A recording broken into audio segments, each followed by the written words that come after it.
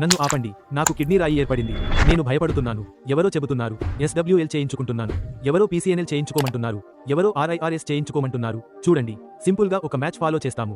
సాధారణంగా కిడ్నీ రాయిల చికిత్స నిర్ణయం తీసుకోవడం కిడ్నీ రాయి పరిమాణం ఆధారపడి ఉంటుంది.